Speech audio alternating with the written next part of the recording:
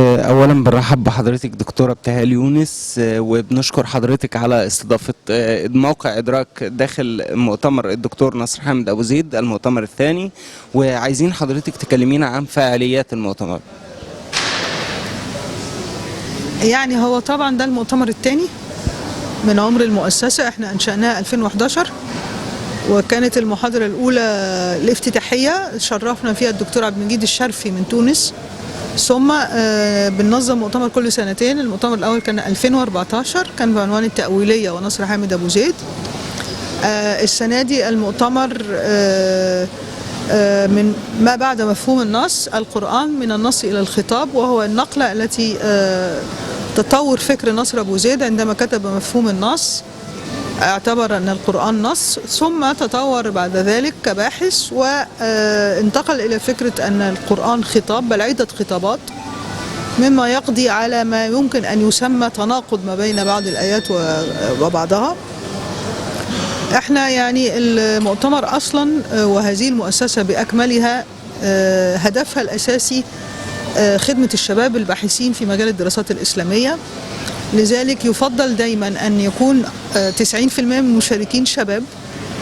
يعني كان عندنا ناس بتعمل الماجستير، بتعمل الدكتوراه، قدمت فصول من شغلها، ناس لسه واخدة الدكتوراه وبتكمل الأبحاث.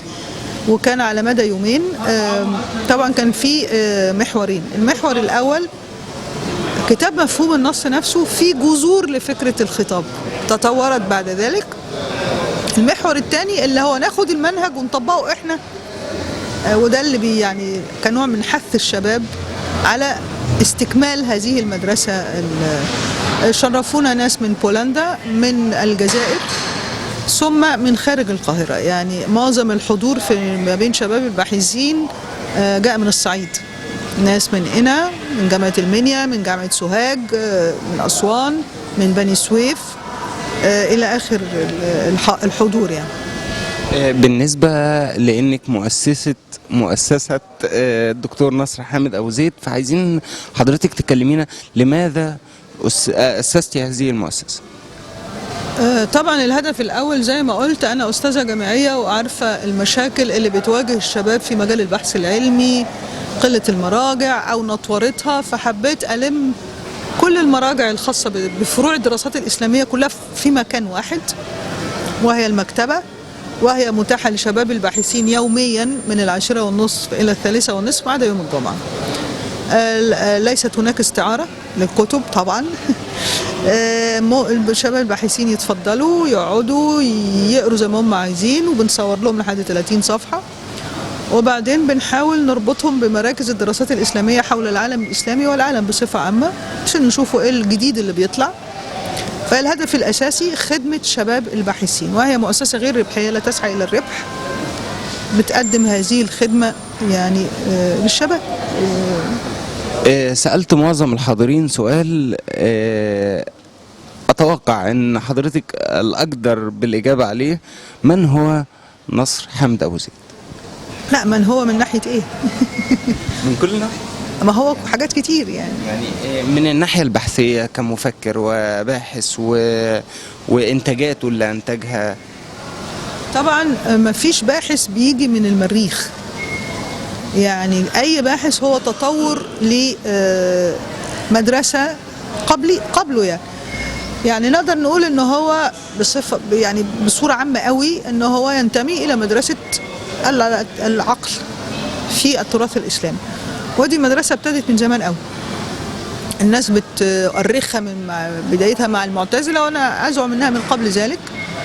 ابن رشد، ثم نأتي إلى عصر التنوير في مصر، الإمام محمد عبده، علي عبد الرازق، طه حسين، أمين الخولي، محمد أحمد خلف الله،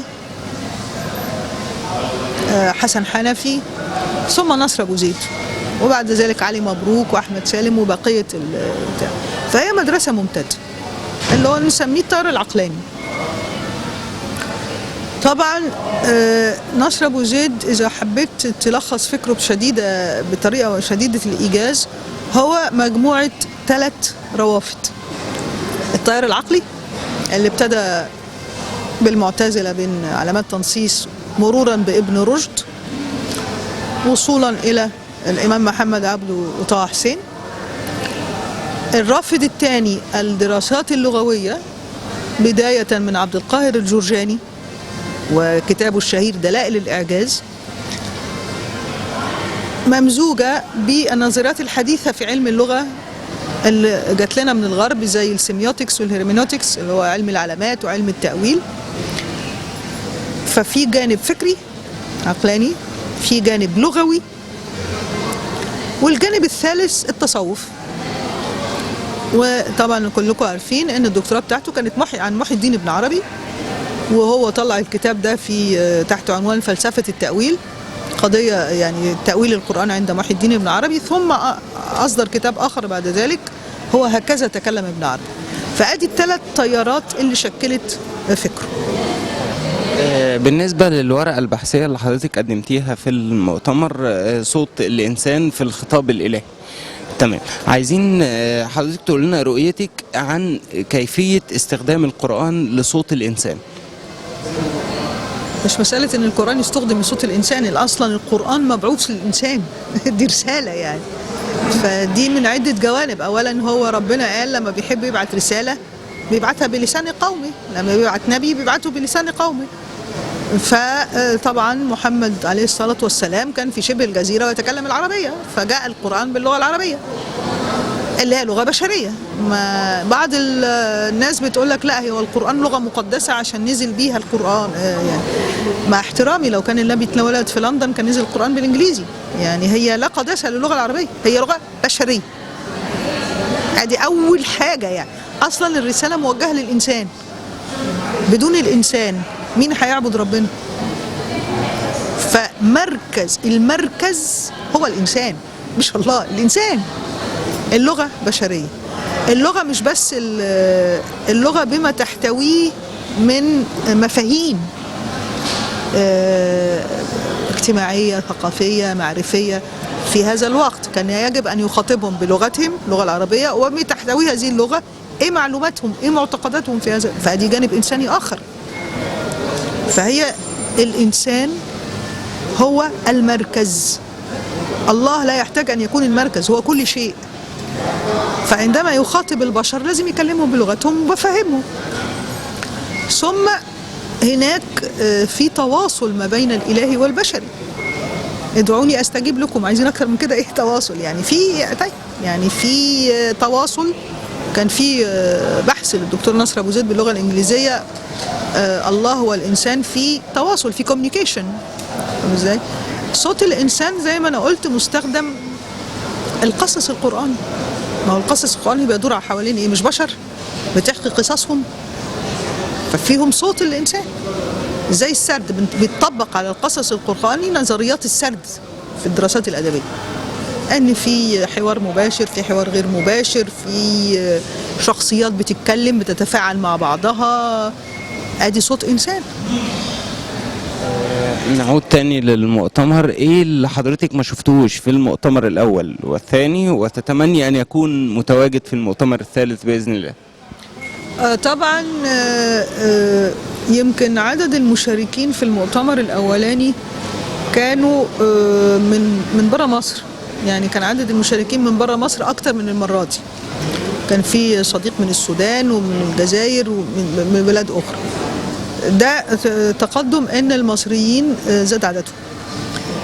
اللي زاد برضو المرة دي الأقاليم وخاصة الصعيد، لأن شباب الأقاليم فيهم أمل كبير، يمكن عشان ما عندهمش إغراءات القاهرة، عندهم وقت يقروا ويشتغلوا أكتر. بس ممكن دقيقة واحدة كده بس عايز أشوف الدكتور حمدي، عايز أسأله. احنا كان لينا سؤال. بنطلب من حضرتك في نهاية لقائنا توجهي كلمة للشباب اللي تم تأسيس مؤسسة الدكتور نصر حامد أبو زيد من أجلهم. انتوا المستقبل بكل بساطة. احنا شعب أكتر من 60% منه تحت سن 20، يبقى بكرة مش بتاعنا احنا، بكرة بتاعهم هم، بكرة بتاع الشباب مش بتاعنا احنا. فلازم نديهم فرصة انهم يتنفسوا أولا ثم يقولوا رأيهم ويشاركوا بأبحاثهم وما يخافوش من الخطأ. ما هو احنا بنتعلم من الخطأ، ولازم نشجعهم. لما زي انا ما بشرف على رسائل، اوكي، لما بلاقي اخطاء في الفصل ما بقولهاش زي الزفت ارميه في الزباله، بقول لها طيب اوكي بس هنا لازم دوت يتزود، لازم دوت يتوضح كده، الناس ممكن تفهم غلط. لما تعمل حاجه كويسه اشجعها. مش مثلا انا المؤتمر اللي فات كان في ناس اول زي ما هكرر للمره المليون، المستقبل وبكره بتاعكم، مصر بكره بتاعتكم مش بتاعتنا. ما تخلوناش احنا نفرض عليكم افكارنا، انتوا لازم تتخطوها. التلميذ اللي هيكرر مقولات الاستاذ يبقى عمرنا ما هنتقدم. التلميذ لازم يتفوق على استاذه عشان يبقى في تطور واستمراريه. ما تقلقوش يعني وما تحبطوش، في اسباب كتير للاحباط، لكن حطوا في دماغكم ان انتوا بكره وبكره بتاعكم. شكرا ليك يا دكتوره بتال.